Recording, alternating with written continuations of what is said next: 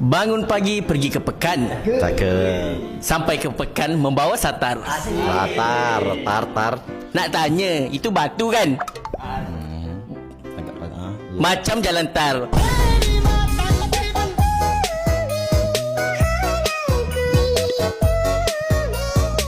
Menanam pokok menggunakan baja. Tanamnya pula dekat Melaka. Laming selalu tak datang kerja. Yalah dah. Kenapa? Merasa kaya dah ke?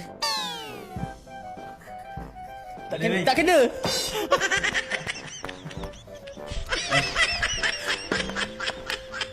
Okey, untuk round yang pertama dibenangi oleh tim Boira.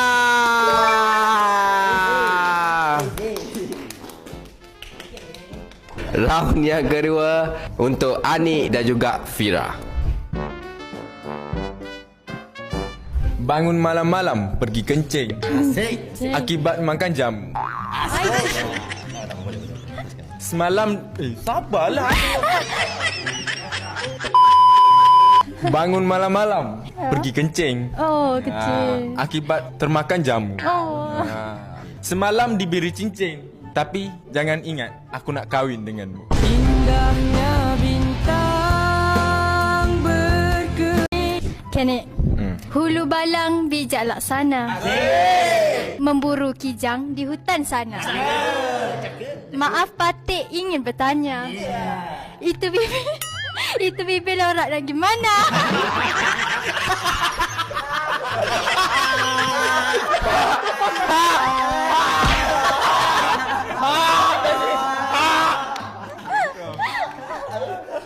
Okey, so keputusannya untuk kali ni dimenangi oleh tim Fira.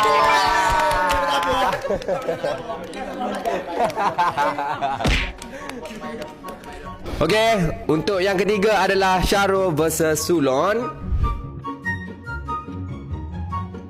Akhirnya pergi ke pasar membeli ikan.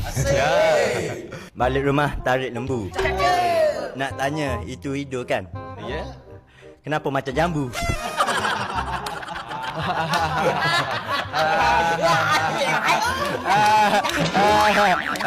Sama.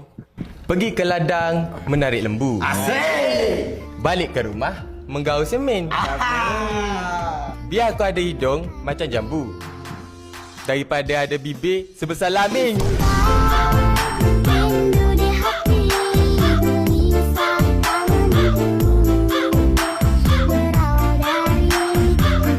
Tapi kena ingat kau, sebelum ada juga sore. Sama sebelum ada juga sore. Okey guys, pemenang untuk kali ini adalah tim Sulon.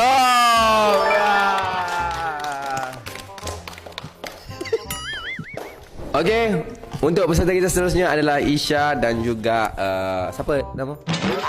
Riz. Okey, so kita dengar pantun daripada mereka.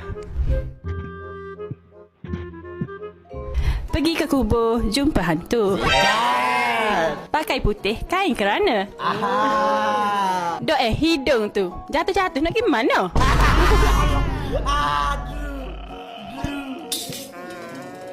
Petang-petang main gasing. Main gasing bersama Nopal. Nak tidur malam banyak bising. Itu hidung ke serombong kapal?